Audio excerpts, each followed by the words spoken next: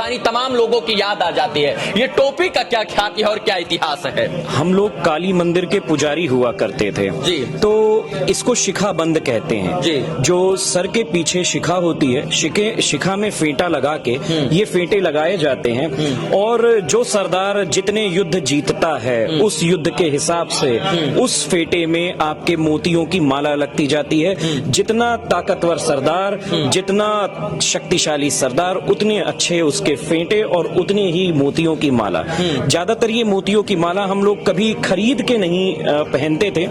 मुगलों, अंग्रेजों, कज्जाकों, उज्बेकों और ये जो तमाम लुटेरे इस देश में थे उन्हीं को हरा के उनके खजानों से हम लोग ये मोतियों की माला पिरोते थे। पहले मुगलों से लड़ा, फिर अंग्रेजों से लड़ाई लड़ी और आज जो है आप बुरे लोगों से लड़ाई लड़कर ये जो टोपी है इसके मान और सम्मान आप बढ़ा रहे हैं। शिखाबंद और पेशवे, ये बात आप समझिए, इस हिंदुस्तान में केवल पेशवे परंपरा के लोग ही एकमात्र वो व्यक्ति हैं, वंश हैं, जिन्होंने मुगलों ही नहीं अंग्रेजों के भी दांत खट्टे किए हैं। पेशवे वंशज के आप 14वें वंश हैं, यानी बाजीराव पेशवा, इसके बाद तमाम। थोड़ा और अपने बारे में गहराई से बताएं। ये वंश शिवाजी के द्वारा पेशवे परंपरा स्थापित की जाती है, जिसको गमानी कावा कहते हैं। युद्ध को वहां लड़ना जहां पे दुश्मन को ये संदेशा भी ना हो कि यहाँ युद्ध लड़ा जा सकता है।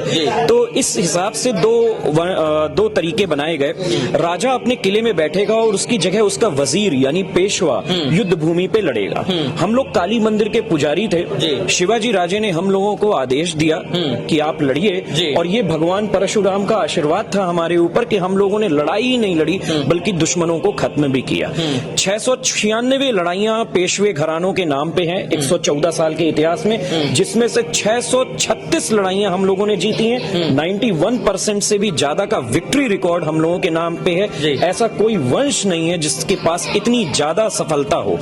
अच्छा, पेशवे परंपरा बालाजी बाजी भट्ट से शुरू होती है। उनके बेटे हुए बाजीराव पेशवा, जिन्होंने 42 लड़ाइयां लड़ी और कोई भी लड़ाई नहीं हारी। उसके बाद उनके 3 बड़े दमदार बेटे होते हैं। राघोबा पेशवे, जिन्हें उत्तर का सरताज कहा जाता है, जिन्होंने अटक कटक से लेके पाकिस्तान, अफगानिस्तान के अंदर तक हिंदू सेनाओं को जीत दिलाई है। इसके बाद माधवराव से होते हुए कई पेशवे आते हैं और हमारी जो शाखा है ये चित्रकूट शाखा कहलाती है।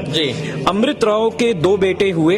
अमृतराव के बेटे हुए विनायक राव। विनायक राव के 2 बेटे हुए नारायण राव और माधवराव।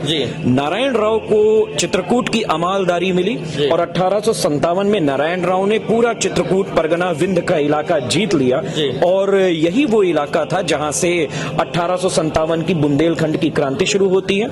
1859 में आपके आरा से, जगदीशपुर से बाबू कुंवर सिंह हमारे ही घर में आते हैं। हमारे ढबौरा की अमलदार हैं रणजीत राय दीक्षित जी, उनको बचाते हुए वो वहां शहीद होते हैं और यहीं पे बाबू कुंवर सिंह को गोली लगती है और वो गोली का घाव जो है इतना गमनीन हो जाता है कि उनको फिर गंगा के किनारे अपने हाथ काटना पड़ता है। 27 दिसंबर 1858 को surrender document Narayan Rao Peshwe sign करते हैं और यहीं से 1857 की जो क्रांति है वो खत्म होती है। और उसके बाद हम लोग करीब अगले 90 साल, जब तक भारत स्वतंत्र नहीं हो गया तब तक अंग्रेजों की कैद में ही रहे और यही वो कारण है कि आम हिंदुस्तानी पेशवा परिवारों को जानता ही नहीं है, क्योंकि अंग्रेजों के